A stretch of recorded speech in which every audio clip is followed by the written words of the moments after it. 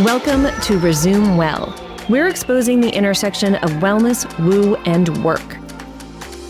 We've been told that the antidote to professional burnout is personal wellness, and sometimes that means confronting our inner skeptic and exploring the taboo anyway.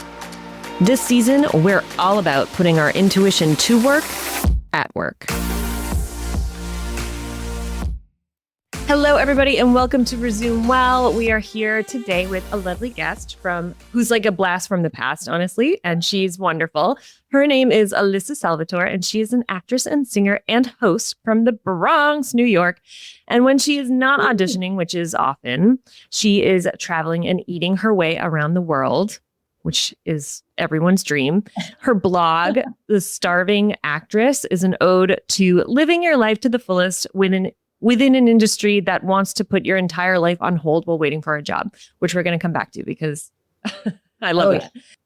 We know how that goes. I'm reading this from a text and she says, I hate writing bios. I'm like, who am I and what the heck do I do? Which I love because I think everybody feels that way when they have to write a bio. Yes. Anyway, Alyssa, thank you for coming on. I'm so excited to see you. Thank you for having me. I'm so excited. Thank you. I'm so excited. For context, Alyssa and I were in an acting class together like over 10 years ago. And it was one of the most fun experiences of my life. And she's just so awesome. So I like to start off by asking everybody, if you were at a dinner party and somebody asked you, Alyssa, what do you do? How would you respond? Gosh, that's like the bio question. It's so hard because, okay, here's the philosophical part of it. I don't like to tell people what I do for work because I feel like I do a lot of things for. Some things pay the bills. Some things creatively fulfill me. Some things are just like, get me out of the house to go do it. And what I do as a person is I just like to like live and create in any way. Creating to me is just cooking a small little dish or reading a book and getting inspired and like doing some journaling based on like what I'm seeing. This is why I'm probably not a very good dinner guest because they're like, this is weird.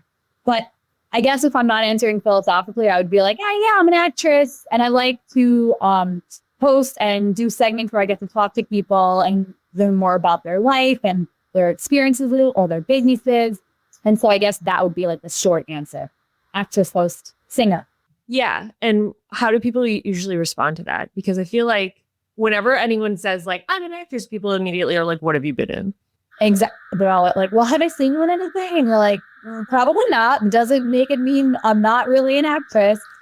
So when I first graduated college, I did not work at all yet. And I was just auditioning or trying to get auditions. And I would go to bars just on a Friday night at like 21. And the guys in the bar, they're like, what do you do? I'm an actress. Yeah, okay. And I was like, but I'm still going to tell people I'm an actress, even though I have 0 jobs. That's what I do. I'm trained in it. I enjoy it. I feel it in my gut that this is what I do. I don't feel that I don't have any evidence based on the fact that I'm not professional because I've never gotten paid yet, but I kept that with me. And so and now I've booked many jobs. I've been paid. I've been able to like support myself. And when people ask me now, I'm like very proud to say, yeah, I'm an actress and a performer. I don't have any shame behind it. And when they say, have you seen me in anything? I'm like, probably not. Did you catch a big cop on NTD, that tiny little channel that's non-union? It was still on TV. Or like that random tour that came through town, that musical. We probably did, but I still work and I got paid and I'm proud of the work that I do. So yeah, I'm proud to say that that's what I do. Yeah. I want to talk about the shame because I feel like that's such a huge thing that a lot of artists have, and whether or not they talk about it is up to them. But I love that you're talking about it. So I guess for somebody who isn't an actor or in the arts, like that might sound weird. So can you explain what you mean by like, I don't have any shame about it anymore, and how you kind of like came out of that? Yeah. So there's 2 sides of it kind of, because I am very unapologetic about what I do and that I chose a career that has no financial stability, like so much rejection. It takes a toll on you so much. And I've worked my way through that, but we can talk about that. And I still choose it and I chose it. And people like, they just look at you like, you have job insecurity. Like, what's wrong with you? Like, go get a real job. What are you doing with yourself? And now you're in your late 30s and you're still, when are you gonna stop and get like a real job? It's just so, it could be so degrading if you don't have the self-assurance and the security and the connection with your soul to let you know that you are on the right track and you are doing the thing that makes you come alive. And there are times where it's not working, like the career, it's not working. I'm not making money, particularly in that moment doing that craft. And I have to pivot and say, I need to make money. What can I do to fulfill that creative thing, but also at the same time make money? And I'm always just pivoting and finding like new jobs, new side hustles, opening the doors for myself because I don't want to quit just because the world wants me to quit. I'm like, when I'm ready in here, that's when I'm going to quit. So until then, I'm going to find ways to make it work. And people are not like outside the creative world, just don't understand that need and the necessity to like do your art and be in that place where you're in flow, doing what you love. A lot of people are, and I'm not, downgrading what they do. I think it's amazing that people do jobs and they go to their office and they're getting things done. And there's nothing wrong with that. But for me, like, that's not who I am. I don't want to sit at a desk. I feel like my soul would die. And it's just a fighting battle every day to be like, you're on the right track. You have this. Don't be embarrassed to tell people that this is what you do and be proud that you're forging the way for yourself. It's not for anyone else except me. Like, you are on the path that you told yourself you wanted to be on, that you feel you want to be on, and nothing's going to take that away from you. So the hard times are going to come and go, and you just have to pivot and find ways to keep going and listen to that inner voice outside rather than the voices outside of you. It's a long battle. I mean, I'm in my late 30s now. So I started when I was 17, and you're just constantly doing the work and trying to stay in touch with that part of you. Yeah. And how do you pivot? Like, most people pivot once or twice, maybe 3 times in their career. And I think, when I was preparing for this, I was like, she's such a good person to ask this question to, because actors, like, the mental toughness and agility you have to have in order to keep going and like wake up every day and choose to do this over and over again when it seems so much easier to not easier, but kind of easier to do something else. Yeah. I mean, how would you describe your mindset in those moments? And what is there like a quote? Is it just that you would die if you worked at a desk? Like, what is it that keeps you choosing it every day?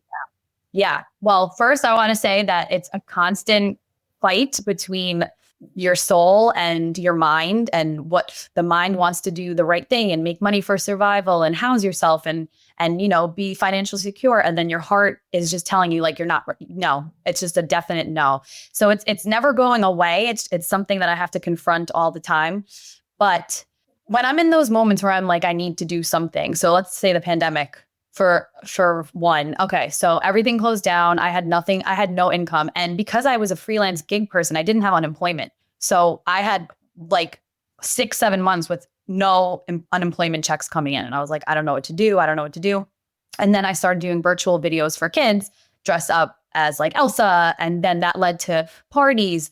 And I was like, okay, like, these, what's it called? I can't even talk. Socially distanced parties in their backyards. So I started doing those.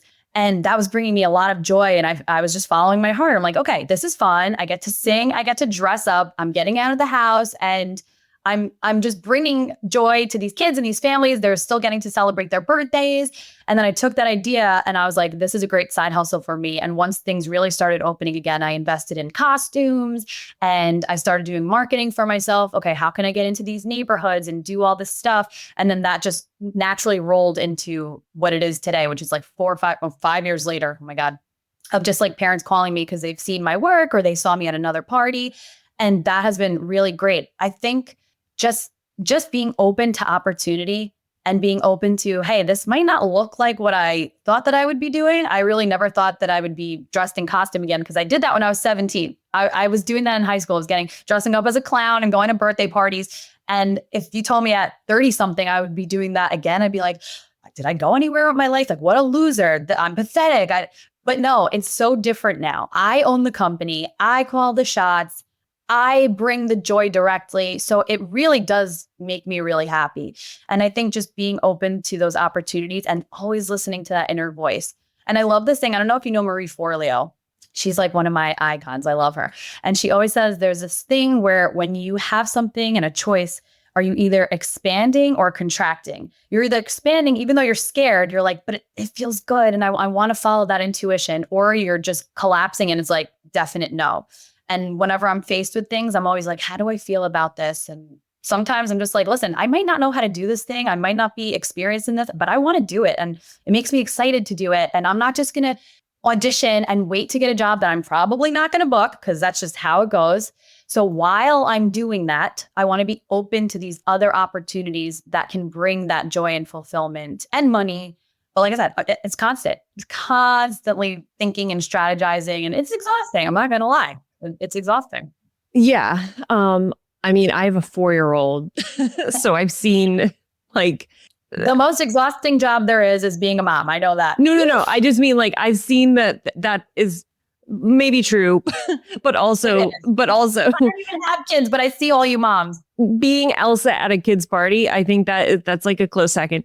I've been to many a party now, like with Elsa's, and honestly, like Spider-Man has to be like a gym. It's not like the parties from the 80s, like that it's different. It's highly skilled, like Juilliard level actors at these parties. Exactly. It's bananas. So in this economy, yeah, you gotta be snapping it up. You can't just be standing there. You gotta do something.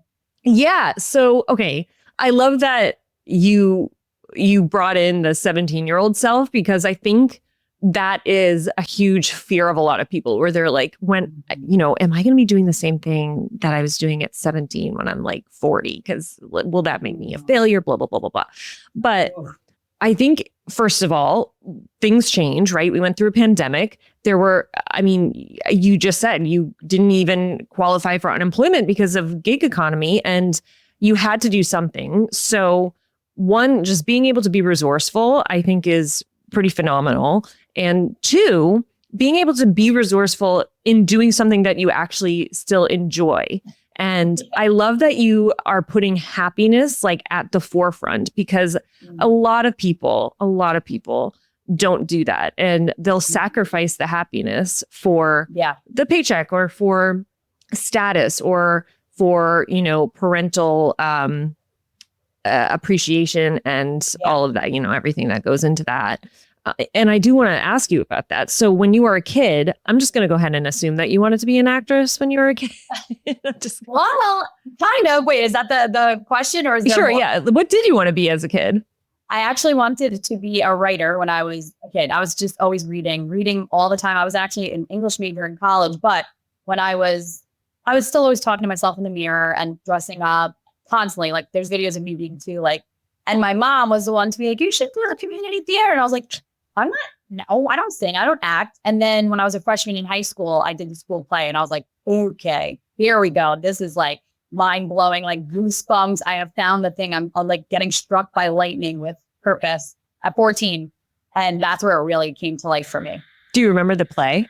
Oh yeah. It was the Pirates of Penzance. Nice. It was an operetta. I do not sing opera, but I just did it. I made it work. Never had a voice lesson in my life. And then I was like, okay, I need voice lessons. I need to take this seriously. And then I really started from there. Yeah. Okay. So you also sing, which of course, if you know Elsa, she does have to sing Let It Go at like every single birthday party. That's the big moment of the party. Just take us through a little bit of, so you decided you want to do this. You were 14 years old. There's a lot of naivete involved in that, but you knew that you had to do voice lessons. I mean, you're in New York, so you're also like in the epicenter of that world, which is great. But how your family was clearly supportive. If your mom was, like, you should do this. How did they feel about it in terms of like an actual career? Okay. This kind of circles back to what do I need to do to make this dream happen? Like, what do I have to sacrifice to make this work?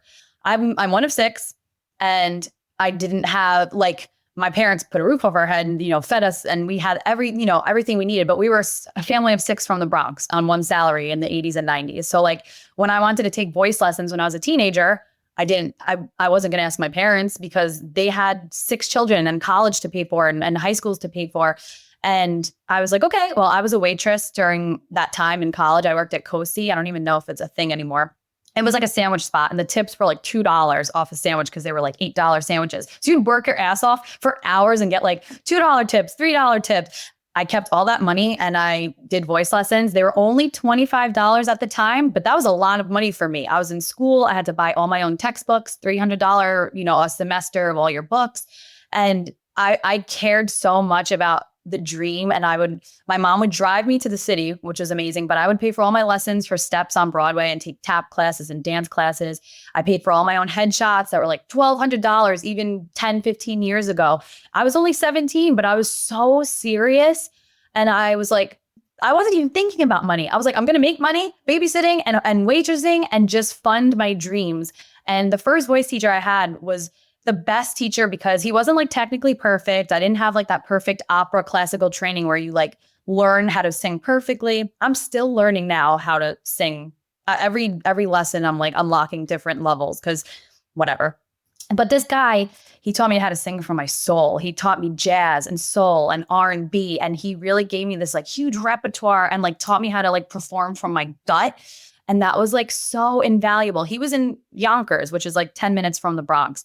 And he was like the greatest person to start me off into the career of like, follow your gut. I'm going to start getting emotional because it's just follow the gut. If your gut is telling you that you want to perform and you want to sing your heart out and you want to like, don't let anybody stop you. And you're always going to find a way. You're going to find the money. You're going to find like, you're going to be able to support yourself. Like I said, my parents were amazing and they definitely supported me and paid for my college, but I went to Hunter College. So I had an amazing deal. It was a city school, but I was pretty much on my own financially and just putting all my eggs into this basket of like, I want to get as great as I can at my craft. We took those classes, those acting classes, they're not cheap. And then when you're in those acting classes, these casting directors are coming, $175 for that. And I was just graduating college and I was just writing checks from my bank account and like, they were just happy to take them. And I just knew it was what I wanted. And I knew I was following myself and then just twisting and turning for the next 15, 20 years of what that looks like in this, particular situation and kind of always pivoting and reinventing. But I was always just following my heart, really. Yeah. I think the biggest variable in the whole equation is your gut, right? Because I think acting is a great example. And that's why I love having actors on or any kind of artist on, because as kids, and I think it's funny that you wanted to be a writer. But I think as kids, we don't, obviously like we just don't understand how difficult it will be and how the world is set up and all of that. But I think as we get older, it's so easy to lose the gut, to lose the ability to listen to our gut and to recognize when it's a real push or I should say a real pull, as opposed to, giving into like the push of like what some people's parents or what society or, any of that might be pushing you towards. And for some people, it's easier than others. For some people, it's super clear and there's no way that they can go about life without adhering to the gut. And it sounds like for you, it was super, super clear.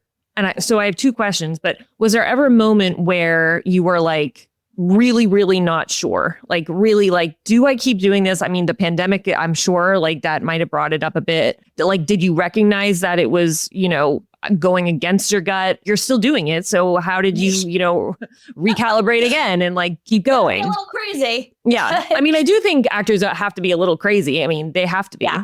You have to in be the best like way. A little delusional to be like, I'm going to do this for a living. But I remember this is really funny because it was our acting teacher.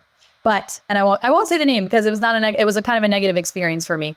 But I remember I was 23. So I had only really been going for 3 years professionally, like in the grind of auditioning and getting headshots and casting people. And I felt so frustrated, like beyond, like unreasonably frustrated. I was just like, why isn't this happening for me? Like I'm working so hard and I'm taking all these classes and I'm working and none of the agents wanted to work with me or like even meet me or give me a chance. You're emailing them and you're sending postcards. I remember being 23. So I was just starting But it felt like forever for me because I was like, where's the payoff? Like I want to work. And it was because I wanted to work. I wanted the art of it. I didn't want to keep doing the administrative work. I was like, when do you get to play and to be with other actors and work? So I went to our teacher and he was like a grown man in his 50s. And he said, you and I are just not the type of people that are going to get by on our looks in this business. It's going to be a marathon for people like us. I never forgot that. Who could? That's not nice. But to a 23-year-old girl, like a impressionable, like just also beautiful. What the hell? Whatever the case was, it really it got me, and it actually had the reverse response for me. I was like, that is so neither here nor there. That is not going to even play in my mind at all or put me down or anything like that. I was like, fuck this, fuck that guy. I'm sorry. Am I allowed to curse? Yeah. No, you can say whatever you want. I'm going to go even harder. And then I had jobs. I was booking little things here and there, but I still was like really hungry. And I'm like, it's not working the way I want. There's so much waiting around. And I think that's what really got to me because it's not my personality to be isolated, quiet, waiting around. And that's a huge part of it. You're just at the mercy of these people giving you a chance. And then it could make a lot of people very desperate. And why should anyone feel desperation? Like none of us deserve to feel desperate on a daily basis because we're constantly auditioning.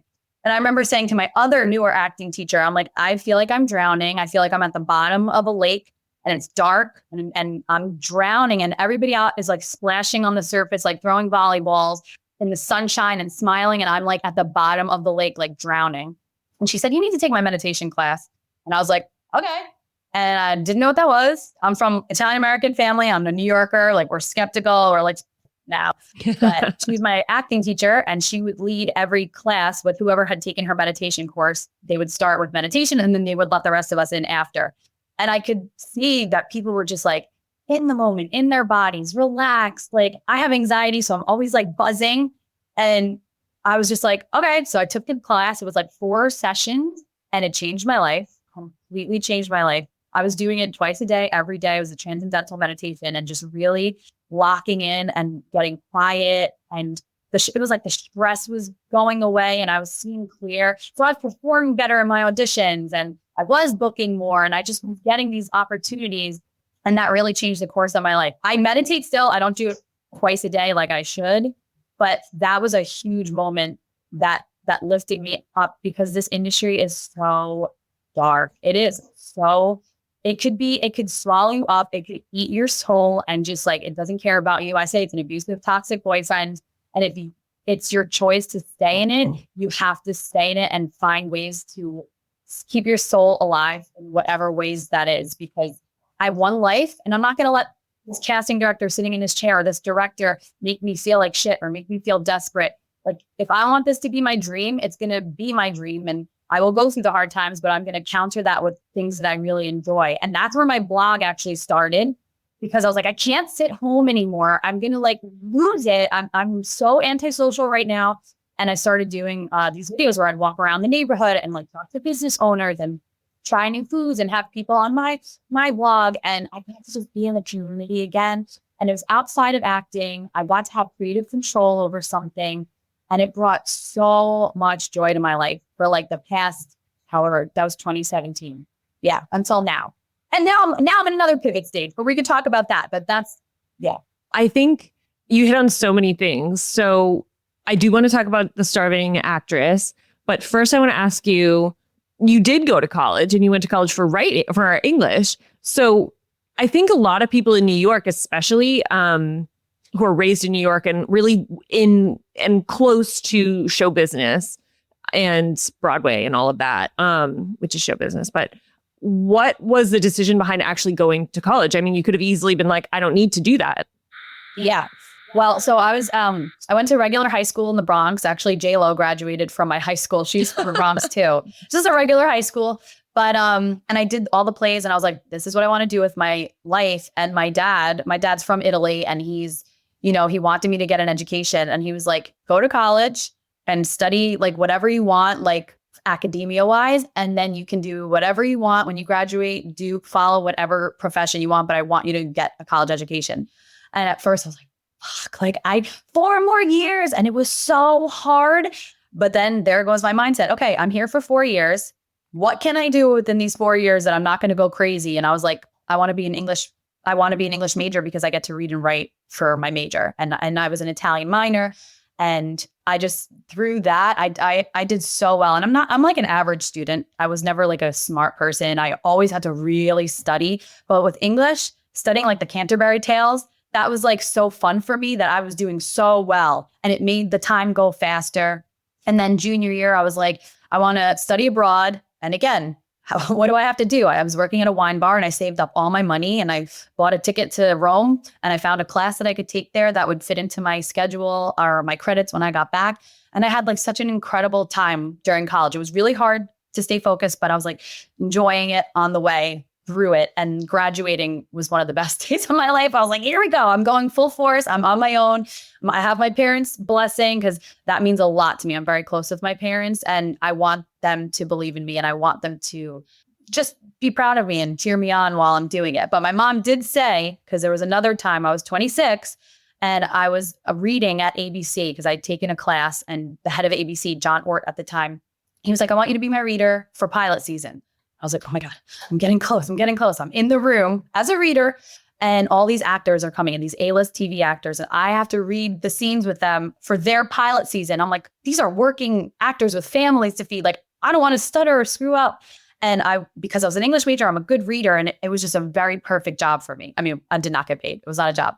But I would, go give up my babysitting gig for the day, go read. And I got an audition for pilot season through that. And it just naturally, things just kept unfolding. But that pilot season episode that I auditioned for got me another meeting with a huge agent that was Piper Perabo and the woman that plays Cersei from Game of Thrones. It was their manager. I got a meeting through that. And they met me and they were like, all right, put yourself on tape. And we have 3 people that are going to decide if you're a fit for our agency. And I was 26 and I self-taped all these scenes. There was like 10 scenes. I sent them in and they called me and they were like, no, it's not going to work for us. Some of us think you're a good fit and some of us don't. And they were just so blunt. And I remember I just like threw myself on the couch and I was like sobbing, like this is too painful. Like it just was. Yeah. The heart and soul. And and people like kick you in the nuts. And my mom walked in and she was like, I can't watch you do this if you're going to make yourself sick and be 40 years old and be in the same position where you're keep hurting yourself and you're so upset about these jobs. And that was like another moment for me where I was like, okay, what are we doing to stay happy and alive and focused? So like those really hard, low moments would always propel me to like keep searching to do the stuff that made me happy. Yeah. And I think that's something most people will come up against in this type of career and like most careers, honestly, because I think one of the things that acting taught me anyway is that, the competitiveness of it and the instability of it is really present in so many other jobs as well. And most of the other careers that I happen to be interested in had the same level of either instability or self-resourcefulness that was needed. And so it taught me that. And I love that you kind of had to come to this like really sad moment, but this moment and then be like, okay, if I want to keep doing this, I have to figure out how to be happy. And I just really, really love, because that was why I started this show was, it is possible to do something that you love and be happy doing it. You just kind of either have to get creative about it or find another thing to do that does make you happy, So let's talk about Starving Actress, which is such a good name. I love that name. You could have picked acting, you could have picked singing, you could have picked anything to focus on for that show. And I know you're Italian American, so any Italian American listening is going to be like, that's a stupid question, Courtney. But why did you choose food and travel? Yeah, because that's like a huge life passion for me. And my mom always told me, if you didn't do acting, you would be a food critic. And she told me that since I was a kid. That's so funny. Like crazy. I just love to eat. And I was like, what can I focus on? What can my page be about? And stop food. It wasn't even a question. There's nothing that I like am as excited about other than like philosophy and these like deep conversations. And I just wanted to get out there and try everything. So the first thing I did was start something called Taste the World Tuesday. And every week I would go to a different like cultural restaurant and like play a little of the music from the culture, do a little language, and then like eat their menu and, you know, discover their, you know, their beautiful country gems. And I paid like $100 every week and I went into debt doing that. But it was like one of the most fun experiences. I was like, I'm investing in my future, whatever. And it was so much fun. I got to eat food that I never thought I would eat. I'm like, I'm going to Ethiopian tonight. I'm going to like all these places in the Middle East that like aren't necessarily on my radar when I think of going out to dinner on a Friday night. I'm like, you know, but I got to just explore all this stuff and it was so much fun. And it just taught me, just put the work in. A lot of these influencers, they just get like free meals and they'll advertise.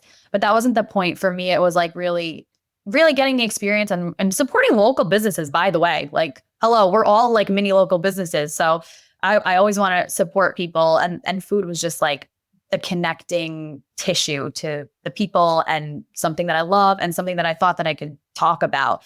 You know, I don't feel like I have like a lot of expertise in a lot of things. So I felt confident to talk about that. Yeah, that is a great point because you don't have to be an expert, right? You don't have to be an expert to go around and talk about something that in your experience is good, right? And that like you're just talking. Who doesn't love to eat? Yeah. And you're talking about it from your experience in that moment, which is so great. And I mean, it is also kind of a nice conglomeration of all of your skills. Like you've spent so many years on camera, you know how that works. And what I really love about it is, first of all, if you haven't looked at her videos, for people that are watching or listening, they're so fun. You have this like, oh my gosh, it's just like this like warmth. It feels like a sister, like an Italian American sister taking you around, and you're just like, oh, this is fun. But also, it just having that blog in general kind of gives you control in a career that you really like. Acting and singing, performing arts. You have very little control over your career, and this kind of allows you not only creative control, but if you did want to monetize it, I'm sure you could, you know. And I love that about it. And I love the creative outlet. I think the underlying, you know, current that you have seems to be that you follow your gut and you have to have some kind of creative outlet always going just to keep you happy. And I think being able to recognize that is huge. And I think and you can tell me, but I think it comes with time. So what is this other pivot? What's the other pivot? Yeah. So the last couple of years, I've felt kind of stuck in my energy of like, I've outgrown some of the things I've been doing. And I'm like, I need a challenge and I like want to be challenged again. And there's a really good book that I'm actually in the middle of that I haven't finished, but it's called The Big Leap.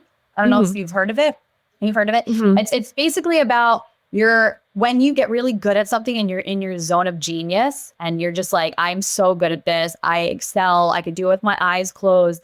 And then you kind of get to a place where like you start to feel like a little ache of there's got to be more. I'm not reaching my fullest potential. And then you're in your zone of excellence, which is like taking that big leap to like the next thing. Mm-hmm. So I don't know what that is for me exactly. I don't know exactly what it looks like, but there has been a couple of projects that I'm working on. It's funny because like I'm so lucky that I'm in a wedding band. I've been wedding singing since like 2013 on and off with different bands.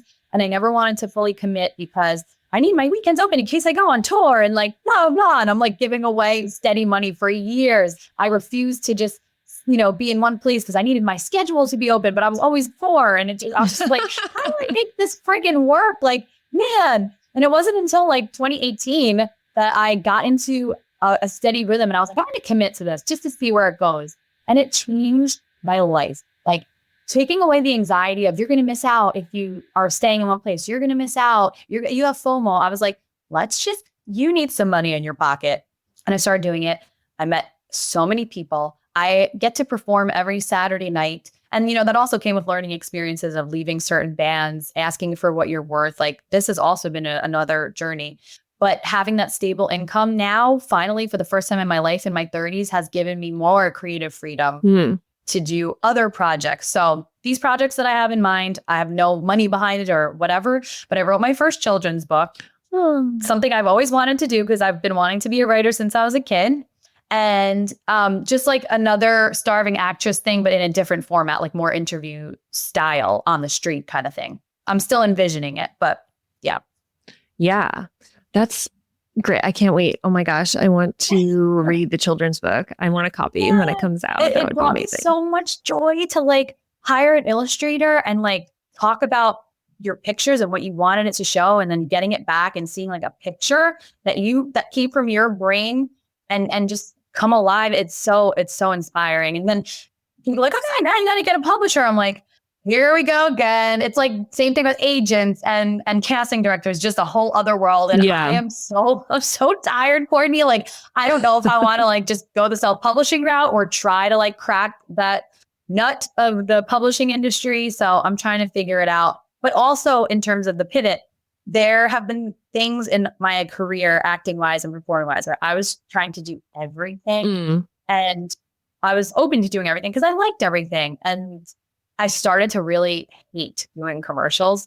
Not even the commercials themselves, commercial auditions. During the pandemic, I probably would do 5 to 6 self-tapes a day.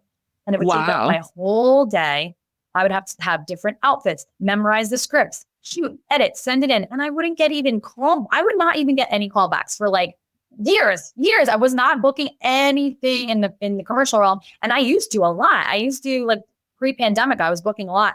And the dread that I would feel when I would see a casting notice and then the guilt because other actors are like, oh, you're so lucky. I couldn't even get a commercial agent and like feel crappy about that. But I was like, I hate this so much. It's not bringing me joy. It's not bringing me any money. What the fuck am I doing? And I called my commercial agents, like all of them that I worked really hard to get throughout the years. And I never could have envisioned myself doing that. And I was like, I'm done with commercials. Please stop submitting me. I only want to focus on like singing projects that come in which is like very rarely they ever have that. Yeah. But that has also freed up a huge chunk of my energy, my time, my happiness, because I would wake up to a casting and be like, why do I want to start my day like that? And I started when I was 21 doing commercials, and I would kill for these opportunities. And after I've done them, I'm like, I'm done for the foreseeable future. Cutting that out has been like such a great positive change for me. And I have not looked back. It's been like 2 years and I'm not looking back. Well, I think it's interesting, that whole concept of, like you start on something and you get into this zone of genius and then you kind of hit a plateau, right? Yes. Because you've mastered it to some degree. And that, we could talk about flow and being in, your creative flow, because you need to have challenge. Like you can, once you master something, it's not as rewarding anymore because you don't get like that dopamine kick, so you need to have that challenge. And it's so interesting to hear you talking about it in the real world, and in this really interesting career choice, which I think people from the outside would look at acting and be like, it's just so exciting and glamorous. If they have if they've never done it, if they're, coming from a totally different industry, I think it would surprise a lot of people to know that a lot of the time, there's very little bang for your buck, right? So if you're recording for 6 hours a day and you don't book anything, it's exhausting. And the agents in casting are so unforgiving. They're like, next, and they have no care about your mental health or anything. It's like you get emails in all caps, urgent casting. Well, I can't make it. Well, then I'm going to go. And it's like threats and this and like, whoa. Yeah. I'm not dealing with that anymore. No. Yeah. Yeah. So it's just, I love it. I think it's really interesting how, you've been able to kind of keep going, and because that it's like what brings you joy. So my question is, one question, how do you go about setting goals for yourself? That's a very interesting question because I don't really know the answer. I am just very open to the universe sending projects my way that I would really want to do. So I don't really have a goal of like, I'm very spontaneous and what's the word when you're always jumping in without thinking? I can't think of the word right now. Impulsive. Yeah. I'm very impulsive, which is like good and bad. And it's, I only just want to be in the moment today, this day. I don't when people say, what's your 10-year plan? I'm like, I get like, I don't want to think of that because it just scares me. I don't know.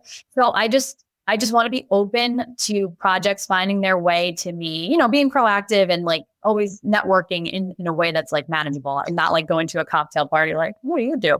Hate that. Always needed that. But just being open to what the universe wants, and then creating my own projects like that I could have the control over, like the children's book and the show that I want to produce. I have a couple, like I want to do something with the Italian American part of myself and like a lot of little things. But yeah, like I'm not going to lie, the last 2 years have been really difficult because I'm in that place where it's like you're outgrowing, but you don't know what the future looks like yet. So you're kind of just, I feel like I've been kind of frozen, no pun intended. Oh my gosh, just let it go, Alyssa. Just let it go. Let it go, for real. And it's been really frustrating. And I'm feeling that same frustrated feeling I did when I was 23, when I'm like, I just want to do it. And now you realize it's like you're asking to just be in flow. You just want to be in flow. And that's like the best feeling when you know you're doing something that is just fulfilling you in such a big way. And just, it doesn't even have to have money attached to it sometimes. I don't know. So yeah, goal setting, it's more just like following what I want to do that day and the next day, and always keeping money in my back pocket. I will say the proudest thing I've ever done in my whole career is open a retirement account. And I, supporting myself financially and knowing that I have my retirement account from if this doesn't work out anymore, or like when I'm 65, I want to make sure that I've planned for my future. So that was my biggest goal. Yeah. Yeah. I think that is actually uncommon for for people in your industry and for just artists in general, because it seems very impossible to do. I mean, when you're because it's hard to save, and it's just hard to plan because it's hard to plan for next year, let alone like 20 years. Exactly. Yeah. And it's feast or famine. I literally haven't had much going on the last couple of years. And then the band that I work with, they got a potential gig in Mexico the same day that I got a huge callback, and they're in the same week. And I'm like, of course, I will have nothing on my calendar for months and feel like, what am I doing with my life? And then all of a sudden you're like, same week, because that's just, and then you just know like, that's just the way it goes, and just trust that it'll work out the way it does. Yeah. So yeah, I love that. So my next question would be, are you happy in your career? Okay. So that's a loaded question. It is. I am so happy in my life. Okay, great. But I am frustrated in my career at the moment because I'm not in flow, but I still have all of my like ideas and like, I'm still in alignment with what I want to do and how I want to do it. But in this moment right now, I'm still feeling like that I'm in that mode, and I'm very hard on myself in that way of like, I want things now. And if I don't have them right now, like I must be doing something wrong. So I would say I'm just a little frustrated, but I'm very happy in my life. I have a great partner. I have a great family. I love where I live. I love that I'm supporting myself on all creative jobs, whether they're singing, hosting, acting, voiceover. Those are my side jobs, and they're not side jobs. They're like my career. So I'm very happy in that. But in the actionable, like physical way, I'm like, I'm frustrated. Yeah, I love that. It's very honest. And I think most people have moments like that, whether it's in acting or not. How would you describe your purpose? Oh, good question. I've been thinking about that a lot. And purpose to myself or purpose to the world or people around either, however it resonates. Okay. I feel that I'm a storyteller, and everything that I do seems to connect in the Venn diagram of like storyteller. So whether it's like a food blog, you're still connecting and telling a story through that medium, or whether you're writing a children's book, or whether you're singing at someone's wedding and you're like singing their first dance, like I am telling a story, and it's a connection of some sort. And everything that I say and do, I want it to just be about connection to other people. And I don't know if storytelling means making people feel good, making people feel warm and received and seen and loved and respected and heard, because that's always what I want. And anytime I was a reader at ABC, and I was only in my early 20s, and I would see these people come in, they would be so nervous. And I'm like, I know exactly how they feel. And they would come in and I would smile at them. When I would put their mic on, I'd be like, you're going to do a great job. And if they stuttered, I'd be like, oh, let's start again. Because it is something that I so badly wanted to be treated that way when I was in the audition room, which is very rare that you get people that give you space and make you feel warm and seen and received. So I feel like that's a big thing of what I do. I want people to feel seen, heard, connected, received, loved. Yeah. Yeah. I love it. Okay. So Hey, great question. Very deep. ooh, I know. Sorry. No, it's good. Okay. No, it's great. I love these kind of questions. Yeah. Okay, good. Well, here are some, we're just going to do some really rapid fire. Like, I think there's 5. I think there might be 6 for you. I try to do 5, but okay, ready? So like one word answers or like a sentence, as succinct as you can make it. Okay. Yes. Best advice you've ever received. Oh, the grass is green where you water it. Worst advice you've ever received. You have too high standards and you're too picky. So just like start being less picky. Current daily practice that you're loving. Morning pages. As soon as you wake up in the morning, and I'm trying to do the artist's way. I don't know if you know that book. Yeah. Morning pages. Yeah. Good for you. All right. Favorite. This is like a 2-parter. Favorite pump up song to listen to. Oh my gosh. Okay. That's so hard for me because I love music. But yesterday it was the Legally Blonde song with "Better Watch Me Shine." I won't stop now till I'm on top now. I needed that like 2000s pump, and I had such endorphins. That's amazing. Okay, what's your? I would never. That was not. No one's ever said that. I'll watch that. Favorite song to perform? Please be that song. I actually love performing "Landslide" by Stevie Mac. Oh, Fleetwood Mac. Fleetwood Mac. Stevie Nicks. Stevie Nicks. Yeah, that's a great song. Bucket list travel destination. Oh God, there's so many, but Scotland is definitely like on the forefront. Yeah, same. I would love to go there. And if someone were to visit the Bronx, where should they go to eat? Little Italy, the whole strip. You got the best delis, fresh mozzarella, fresh ravioli. It's just an adventure, the whole area. Okay. Sounds delicious. Now I'm hungry.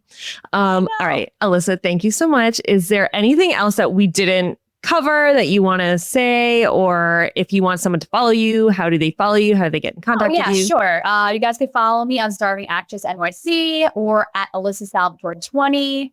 Yeah, I don't take social media too seriously. I don't have like thousands of followers. I don't like to post 3 times a day. I know that's what the app wants, and that's why I'm probably not growing. But I just want to post when I'm like actually inspired, which is like hurting me kind of. But yeah, that's my stickler. Like I refuse to do what everyone's doing. But yeah, that was an amazing interview. I just want everyone to know, like, just follow your intuition and don't let other people try to like tell you who to be or what to be. Yeah. Yes. Mic drop. Done. Thank you. Thank you, Alyssa. Thank you for everyone listening. Thanks, and Courtney. yes, please follow Alyssa at The Starving Actress NYC and at Alissa Salvatore with an E on the end, 20 on Instagram. And we'll see you next week. Thank you. Thank you for joining me on this episode of Resume Well, where we explore the intersection of wellness, woo, and work. If you enjoyed today's episode, please subscribe, leave a review, and share it with your friends, family, and coworkers. Remember to follow us on Instagram at Courtney Austin Page and on LinkedIn either at Courtney Page or at Resume Recruiting and Development. Join us next week, and in the meantime, resume well in everything you do.